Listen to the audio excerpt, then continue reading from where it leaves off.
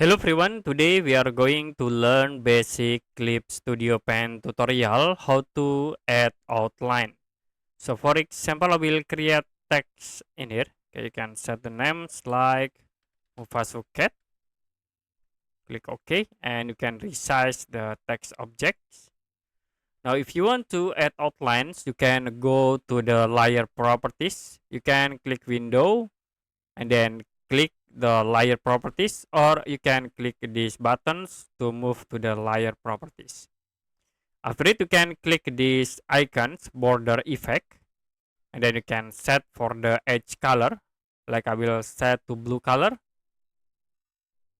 to be show for the outlines in this text. Click OK to apply. Okay, that's it for a basic Clip Studio Pen tutorial how to add outline.